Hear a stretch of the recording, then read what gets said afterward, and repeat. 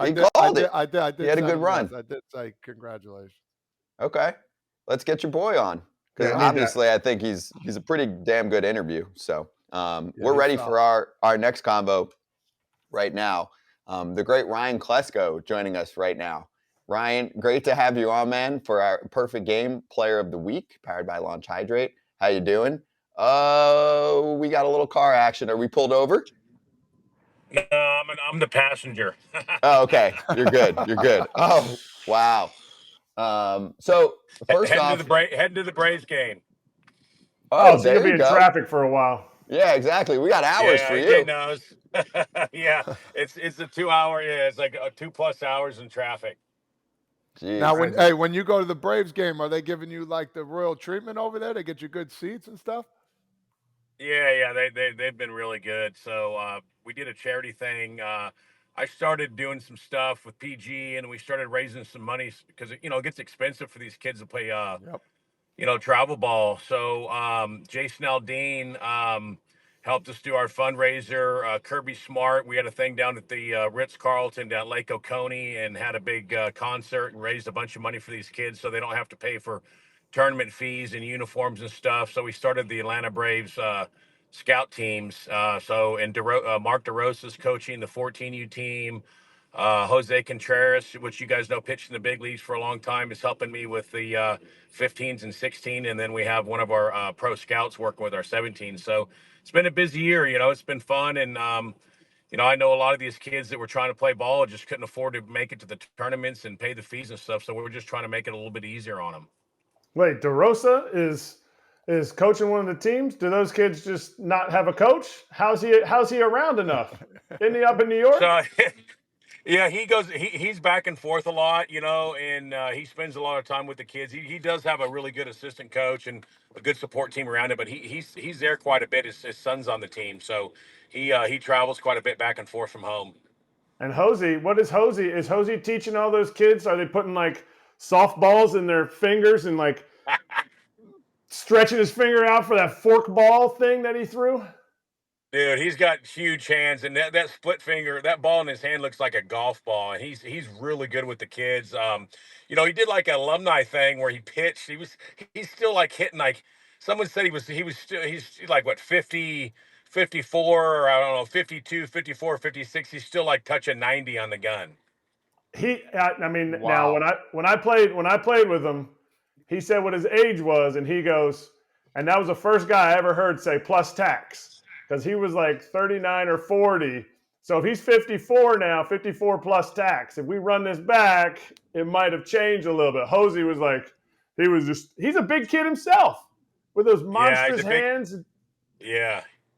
He's a big dude, and his son plays on the team. They got a really good team, and so this is their first year together with them, and then the first year with DeRosa. So we just kind of joined up and making it fun. So they're just trying to help the kids out the best we can and give them some instruction. You guys know how it is. I mean, I going back when I grew up, if I didn't have the help I had, I didn't grow up with a lot of money. It was the little league coach that helped. It was the guy down the stream that helped. It was the guys, going selling, you know, wearing our uniforms at the supermarket to get people to help, get our units. So it was a lot of stuff like that. So if it wasn't a lot for a lot of those people to help me when I was coming up, I would have never made it, and obviously good instruction. My mom worked two jobs to pay for pitching and hitting lessons with me to make sure that I was mechanically set. So I'm a firm believer of that. If you only can go so far until you get good instruction, especially with hitting and techniques and keeping yourself, the arm healthy and stuff like that. So that's how I'm just trying to give back to the game that all the people that help me. So Ryan, long time in the bigs, former All-Star. Um, I heard you're still taking some hacks sometimes before games. Is that true? Oh God, yeah. So I'm still recovering from the last one. We went up to Wyoming, Jackson Hole with King of JUCO Eric and the Bat Brothers, baseball Bat Brothers, and they were trying to break three different records for the longest home run hit, and I think they broke all two or three of them. Obviously, we went up to Jackson Hole, Wyoming, at 8,000 feet elevation. We're using the hottest bats you can possibly do. But I didn't break any records. I was just happy. I think the furthest ball I hit was 476.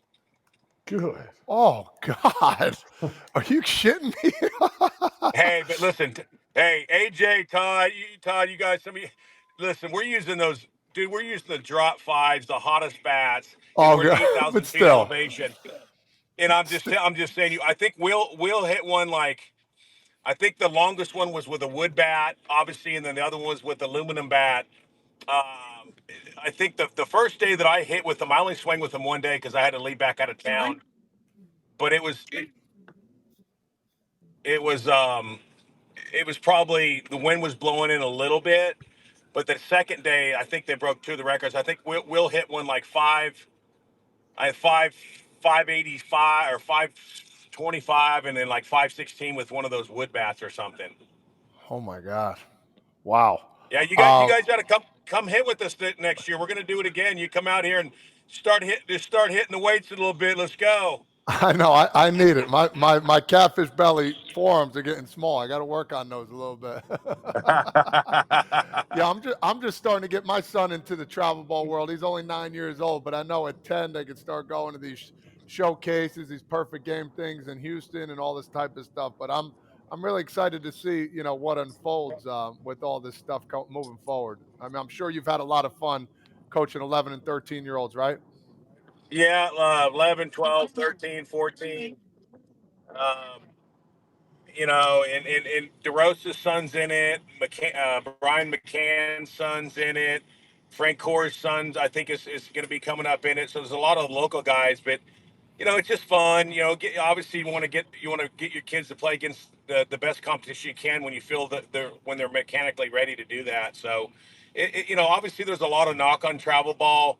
Um, you want to make sure that they're not overplaying and hurting their arms and stuff like that. But there's a lot of stuff that we can do as kind of former major leaguers to try to help the parents understand kind of the whole process coming through. And I'm sure all you guys played. He's back. Okay. Hey, I want to. Sorry, guys. So what do you No, guys don't worry feel about about it. that at the travel ball and everything in age? Go ahead. Yeah, no, I'm just like I said, I'm just starting to get into it.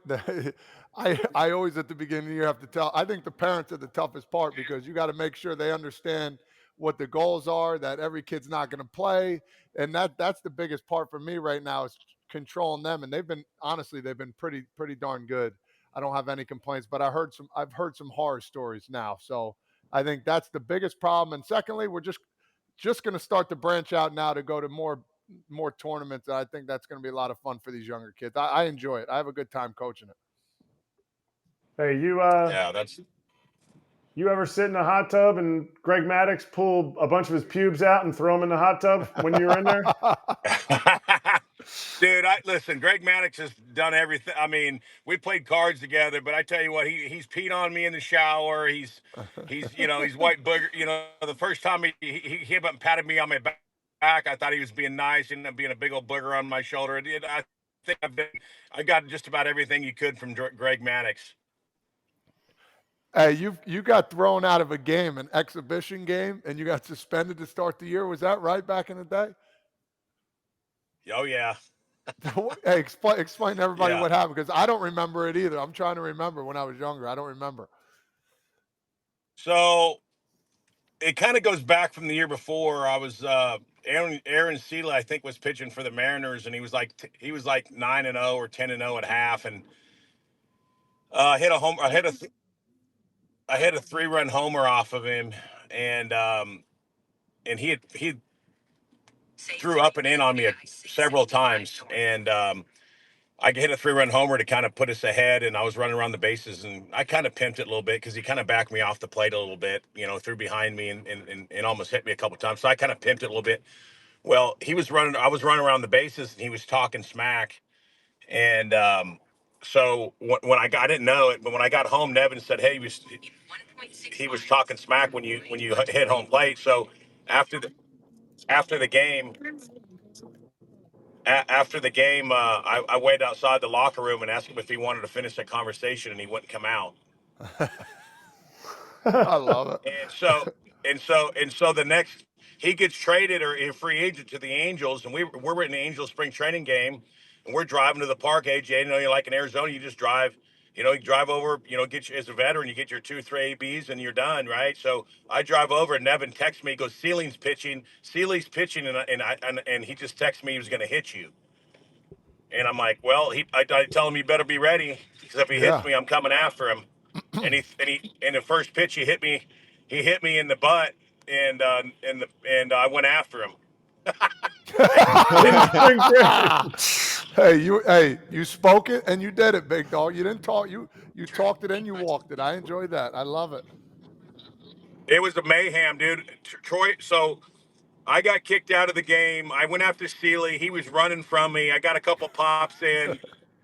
Then Todd Jones comes back, and then he throws and tunas Troy Gloss, drops him on his back. Oh, I'm already kicked out of the game. Gloss goes to charge the mound, and Gloss is so slow. My catcher catches him from behind and grabs it and hits his feet and drops Gloss. And we cleared like 3 times. There was like 2 guys go on the DL, and I started the season suspended. I tell you what, man, I would love to play with this guy. This would have been a freaking blast. That's good stuff. That's good stuff. Well, Ryan, we appreciate the time, dude. We'll let you do your thing. Navigation's trying to take over there. So enjoy the game tonight. Thanks for coming on. And yeah, we'd love to do it again sometime. Yes, sir. Anytime, guys. Appreciate it.